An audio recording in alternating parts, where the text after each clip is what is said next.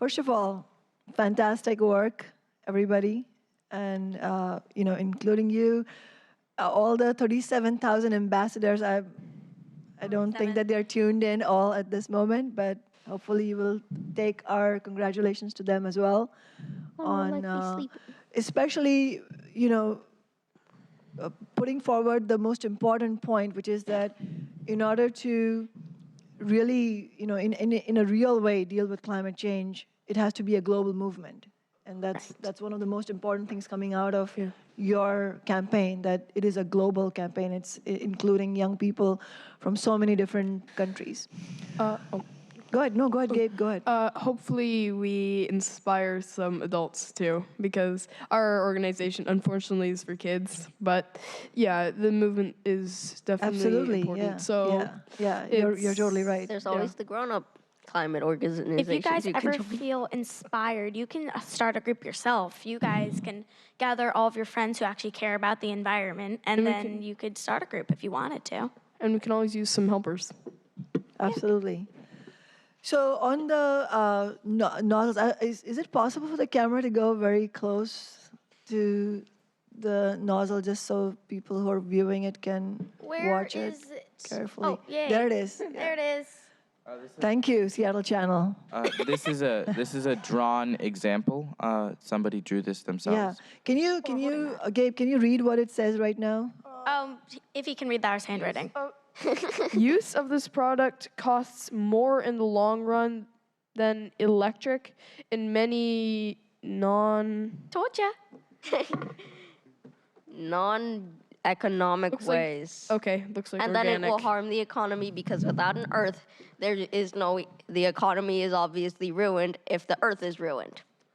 Yeah, I believe we handed back some real examples, and we can just show those to the camera. Yeah, that would be great if you can spread them out somewhere here. Or and we then can the just camera place can them run on here or something, just to give an idea. Camera can. Here, let's hand this down so that you guys can see it. Sorry for my handwriting. I drew this. Right there. It's okay, better mine. It's okay. So, what do you think it would? What do you think would make it so that real people, who go to the gas pump to fill their cars,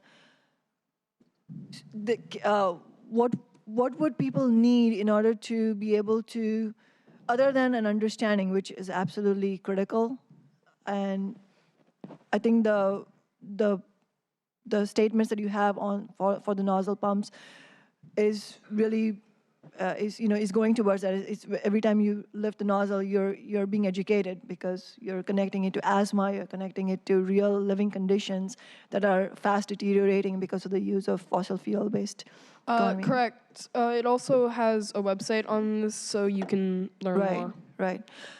What else would we need? I mean, in addition to the phenomenal campaign that you're doing, in order to make it so that people stop using cars every day? Need something encouraging, something that they can do instead of using their cars, like riding a bike or taking the electric bus, which does exist. I think a push for sustainable, comprehensive, and efficient public transport. Yes, exactly. Is very important. Once again, I was in Germany, and in the city of Munich, they had a fully comprehensive public transport. They had a system of trains that came frequently. They came on time, except for when the drivers were on strike. Which is a good thing. There was that they can. a problem with the union. The conductors were on strikes. Totally fine. Do what you need to do, guys. But they came consistently. They were efficient. They were electric, and it really helped you get around the city, even though there were so many people in the stations. You were able to move from one side of the city to the other within 10 minutes, which isn't necessarily possible in Seattle. Not without traffic. Yeah, and so like having traffic in the world. Yeah, just on that, yes, Seattle now has the dubious distinction of having the fourth worst traffic in the nation. Well, in terms of driving the cars, it can be electric, and actually public transportation is another way to fix the traffic. And what you said about the electric bus not existing, it doesn't exist yet. Keep that I said in that mind. it does exist. There's Oh, such really? thing. Oh, Yes, I thought you they, said does. they doesn't. have their pipes up, Okay. connected to the telephone wires. Yeah. It's awesome. Yeah. It Those is. those only help. The bus still runs on gas. Yeah. And there is always walking. Bullet train. Don't walk Bullet to train. Kansas. You know those things in the airports where it's like Don't an walk to escalator that's flat? We should have those on our sidewalks. And here we are trying to think about I big actually don't picture find them. public I prefer transportation. just walk. walking just on normal surface. Because sometimes if you're on that and you get stuck behind somebody who's decided to just stand and wait, and Well, see, I'm like, I would be then- much better off if I was just walking on normal surface. then you have this etiquette where you stand on the Yes. right Well, not and you walk everybody's on the left. And in America, nobody seems to care about that. In Germany, everybody cares about it. Like, Okay, so you know, in order for, as you've made the point, in order for us to actually stop using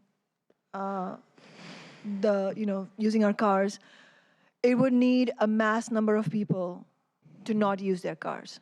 Am I right? yes, Yeah. it would need In order for us to make that a mass difference. number of people to push to not use cars. Right. I mean, say okay, so our budget is limited. We don't really have enough money to rebuild our public transport system into a fully comprehensive system. Well, then if you go to the federal level and you say, okay, we are getting all these subsidies to all these fossil fuel companies, and we're getting all Right. these subsidies to all these Right. coal companies, and all these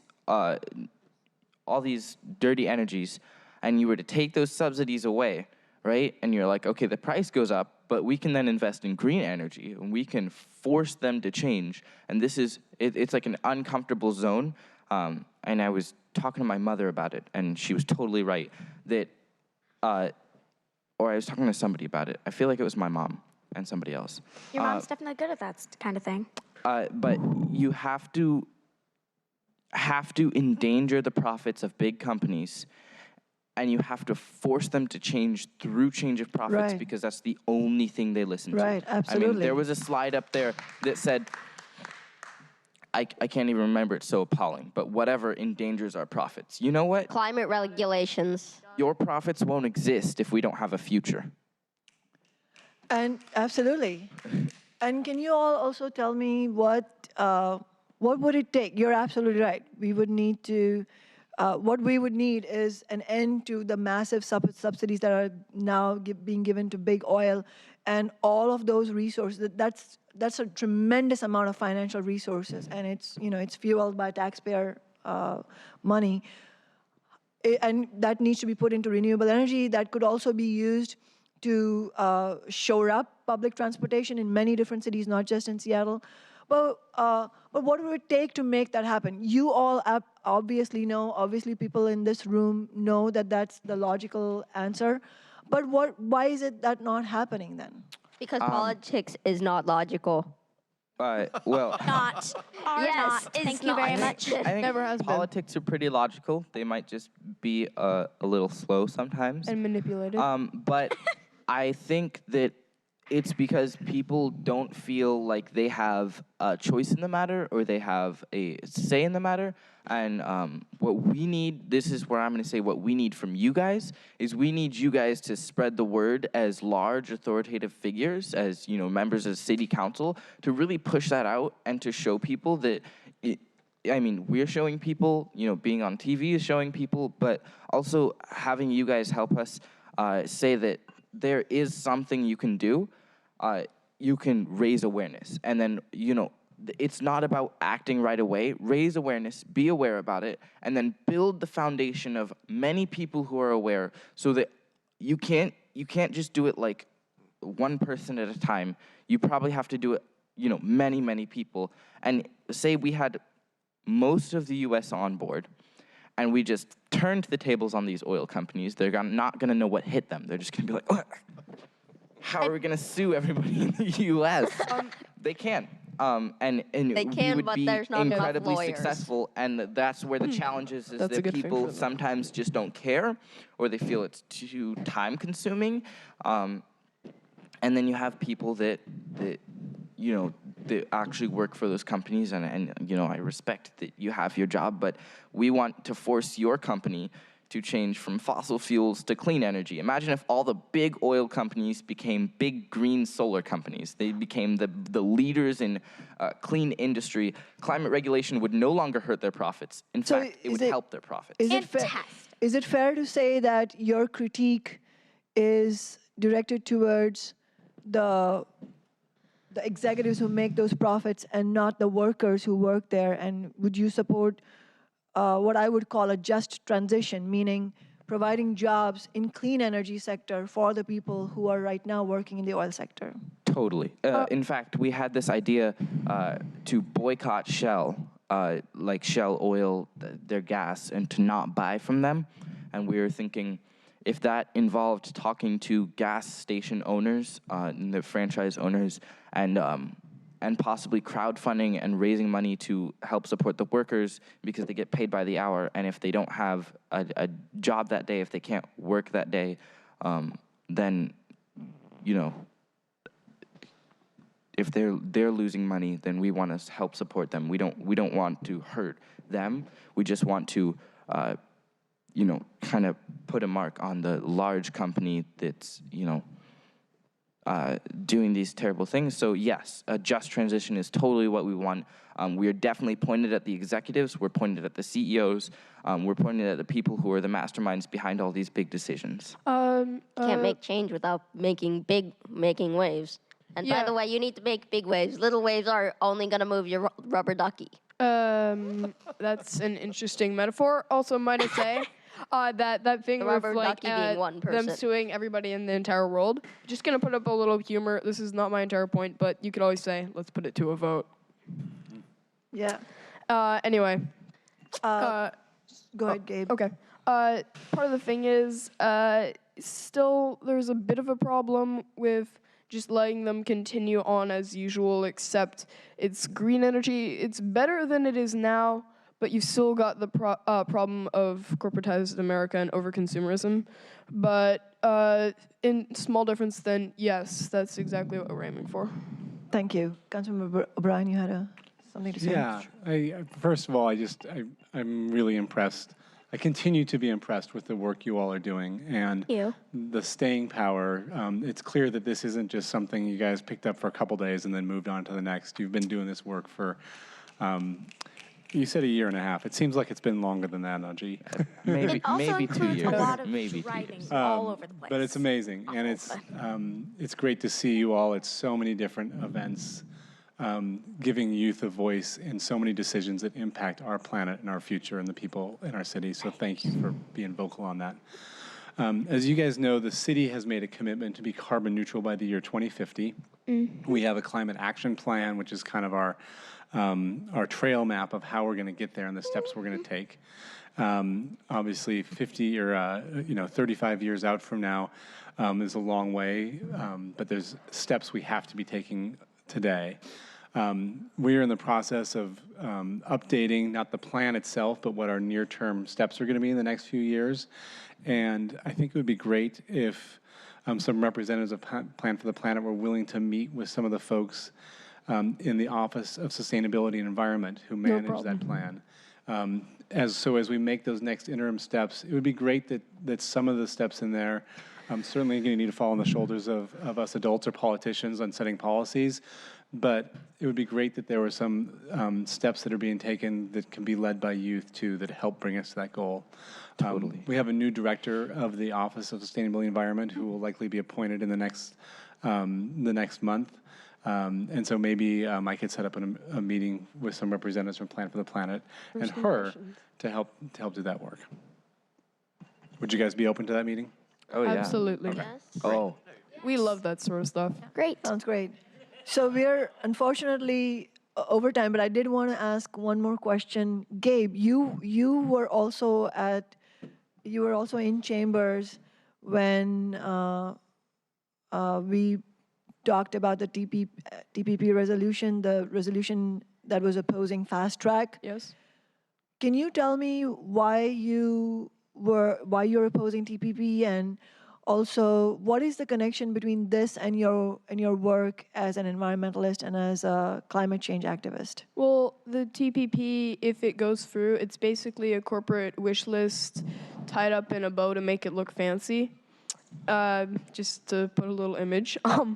It allows, one of the many things it does is the ISDS, investor state dispute, which allows companies to sue foreign governments in trade court with corporate attorneys who also get to be judges. And it allows them to sue for laws that are mostly going to be to protect people and the environment.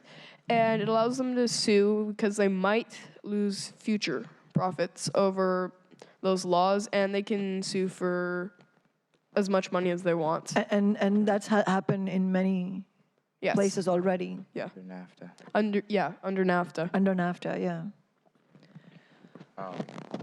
And it's being kept completely secret. I mean, even Bush's trade agreement was open to the public, and that's probably the reason that it's not now, because people rallied. If you're Right. saying something is private, why are you talking about it on TV? Not what I meant. We don't. But I the mean thing is, that- we don't want it to be private. Exactly. Yeah. What happened to Congress is- transparency? Congress is just now getting to see the TPP paper form hard copy draft, and they're only getting to see parts of it. It's drafted up by 500 corporate whatever Dooma Higgies.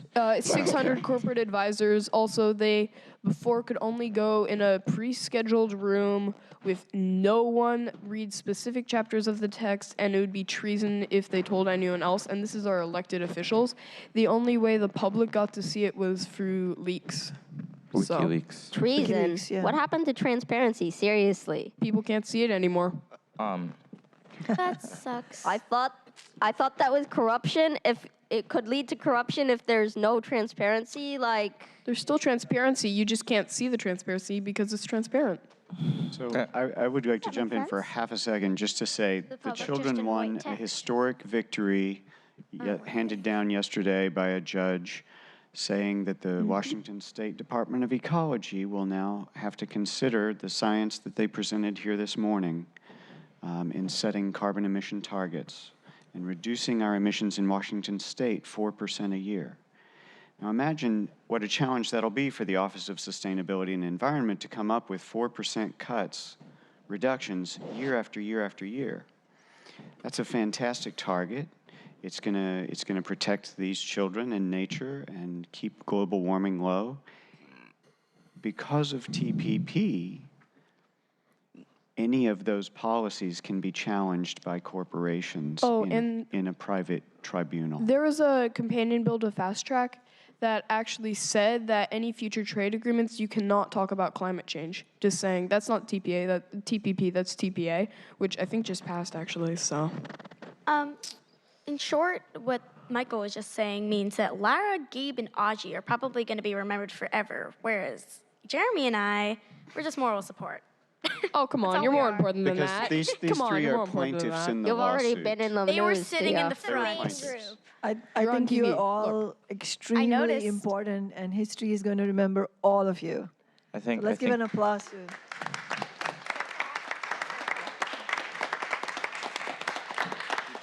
I'm so glad you were all able to join us. Michael, thank you for all the work that you've done with the kids. I think we should recognize all the work Michael Foster has put in. He doesn't get any financial reward. He does it because it's a labor of love.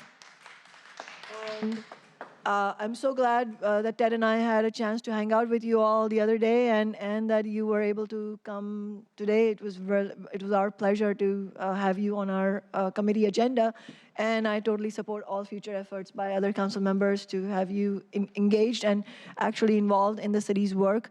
I think the city's climate action plan also needs a lot of work. For example, I think the climate action plan needs to say that we need a massive investment to have a world-class mass transit system in Seattle as a concrete step towards addressing climate change.